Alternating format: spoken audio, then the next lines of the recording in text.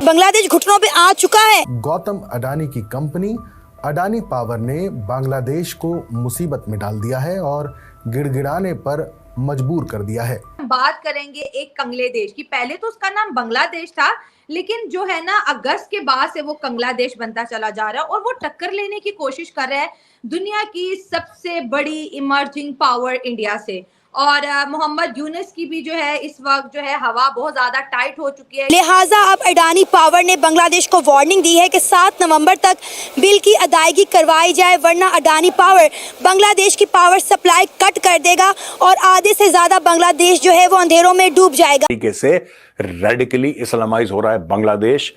ये अब शांति वांति नेबर हैं, हमारे पड़ोसी हैं। अब ये मामला थैंक यू हो गया बॉस। अब बांग्लादेश जाएगा बिल्कुल गड्ढे के अंदर and we have to watch out. Adani power ने बांग्लादेश जा रही जो बिजली थी वो आधे से कम कर दिया। जी हां, अडानी पावर ने बांग्लादेश को बिजली के बकाया बिल की पेमेंट करने के लिए 4 दिन की मोहलत दी है।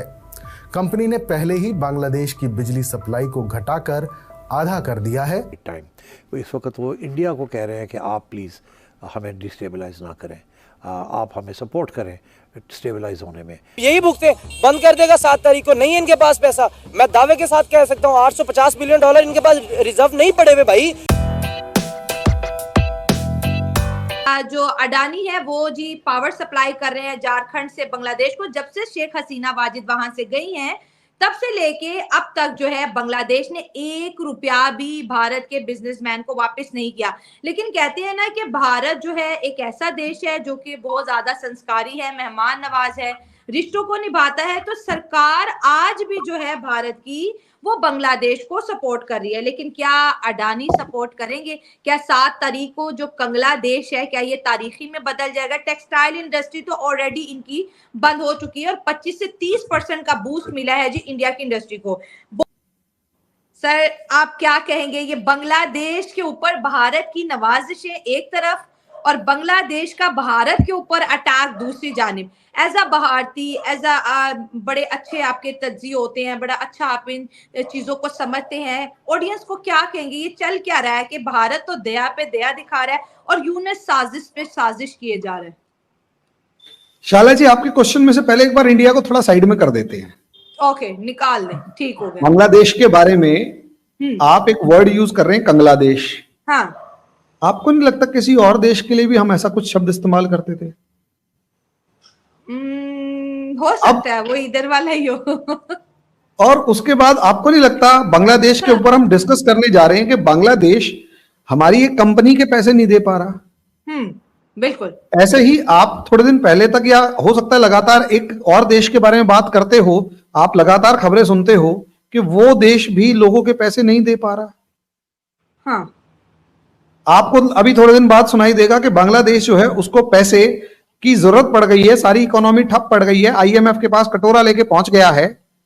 ठीक है, पहली या दूसरी बार पहुंचा है।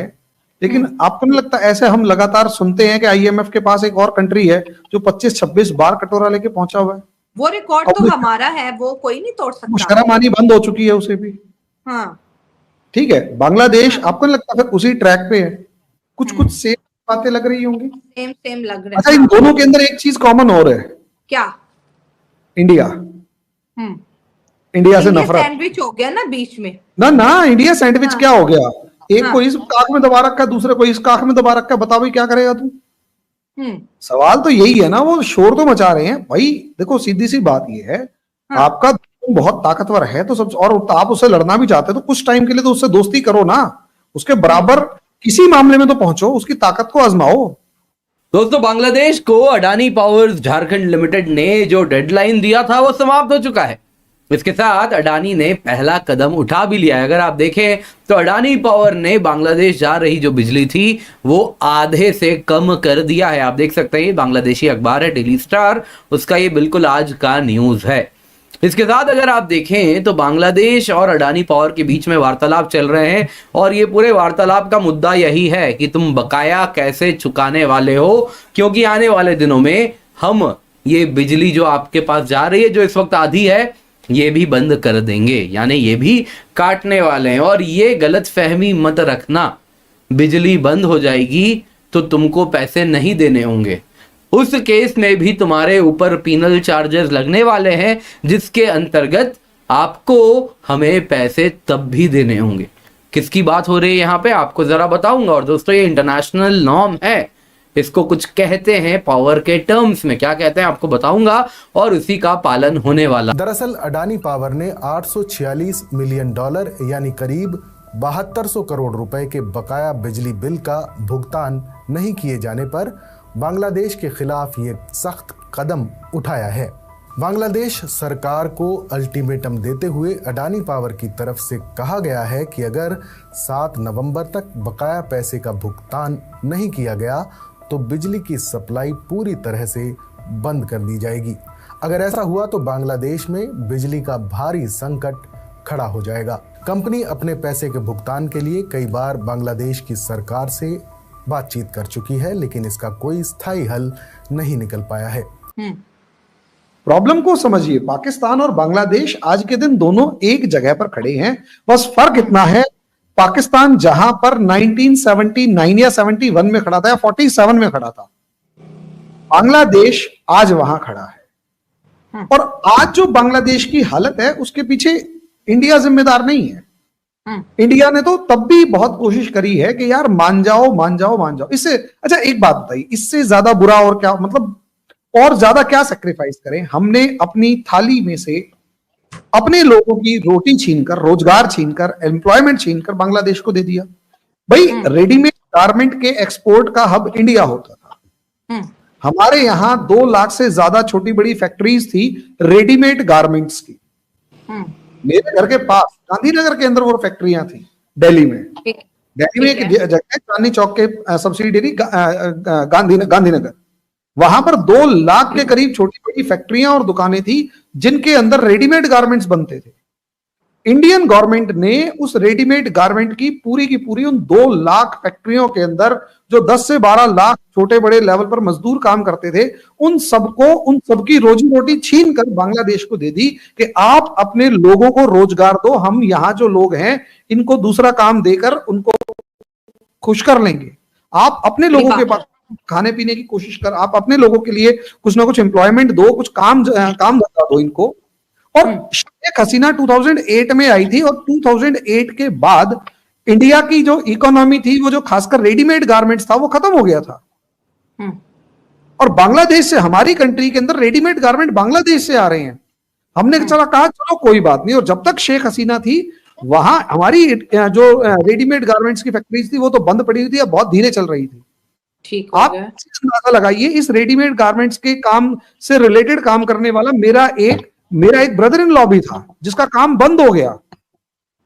शॉकिंग ना? हमारे यहाँ हुआ इतना बड़ा सेक्रीफाइस हम लोगों ने किया बांग्लादेश के लिए। लेकिन क्यों? की बात देखिए, बांग्लादेश को इससे फायदा भी हुआ। दुनिया के रेडीमेड गारमेंट्स का हब बन गया। अमेरिका से लेकर चाइना तक बांग्लादेश के रेडीमेड गारमेंट्स दिखाई दे रहे हैं। कई बार क्या होता है ना, घी हजम नहीं होता। यहां घी हजम नहीं हुआ। नफरत हमसे पता है किस चीज की है? ये हिंदू है। तो पाकिस्तान नफरत नहीं थी 1971-72 में जब हिंदुओं को मदद के लिए बुला रहे थे? नहीं, देखो तब नफरत पाकिस्तानियों से थी। अभी बता रहा हूं, उसके ऊपर ही आ रहा हूं मैं, 2 मिनट। हम पाकिस्तान और बांग्लादेश में जो कॉमन एलिमेंट आज के दिन देखने को मिल रहा है वो है हिंदू से नफरत। अच्छा।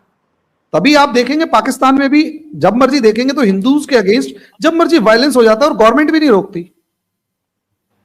मियां मीठू आपके यहां बहुत मशहूर है इस मामले में। वो तो लड़कियां भी उठा ले जाता है और कोई कुछ नहीं कर पाता। और दुनिया सारी चुप है। अच्छा, मजे की बात, दुनिया चुप है, अमेरिका चुप है, यूरोप चुप है, क्योंकि अमेरिका और यूरोप चाहते हैं ऐसा हो। बांग्लादेश के अंदर भी यही हो रहा है, हिंदू मर रहा है, सारे चुप हैं। अब आपने पूछा कि भाई बांग्लादेश को तब नजर नहीं आया जब 1971 थी, कि 1971 इज टोटली डिफरेंट।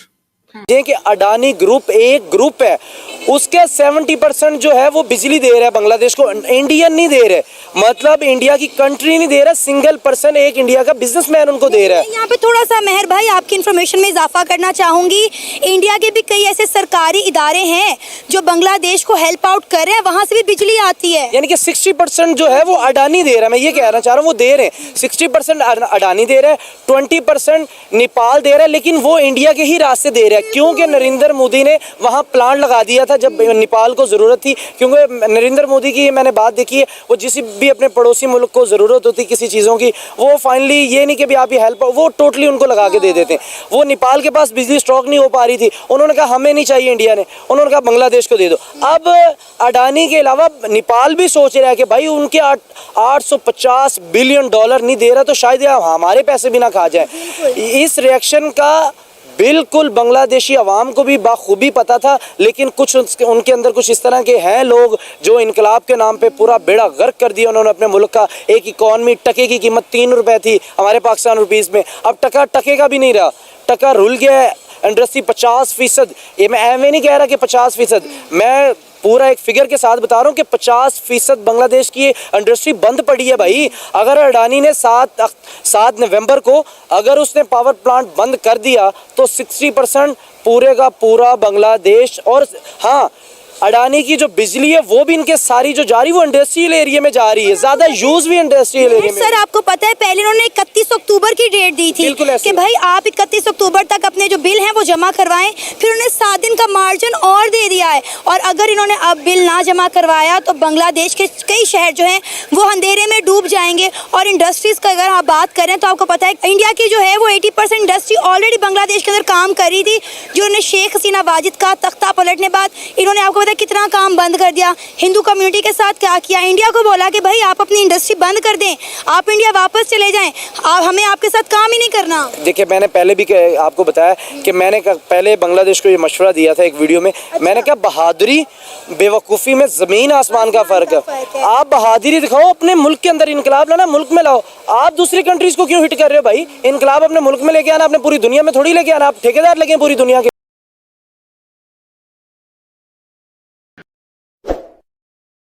कली डर बैठा हुआ है, हर मुल्क चाहता है कि नरेंद्र मोदी का जो इंडिया है, ठीक है, वो 5वीं बड़ी इकोनॉमी है, 3री बड़ी इकोनॉमी बन रहा है, तो हमारे इनके साथ ताल्लुकात बेहतर होने चाहिए, बराबरी की बुनियाद पे हो, जैसे भी हो हमारे इनके साथ ताल्लुकात बेहतर होने चाहिए, हमारे इनके ट्रेड होनी चाहिए, हम इनसे बेनिफिट लें, ठीक है। तो अब देखें ना, अब अफगानिस्तान के इंडिया के साथ ताल्लुकात बेहतर नजर आते हैं, ठीक है। कहाँ पे अफगानिस्तान फॉल कर रहा है इस टाइम, कहाँ पे बहुत हाई लेवल पे चला गया। बांग्लादेश का जिस टाइम उनके ताल्लुकात बेहतर नजर आते हैं, अफगानिस्तान बांग्लादेश का टके की वैल्यू थी, टका 3 रुपए का था, ठीक है।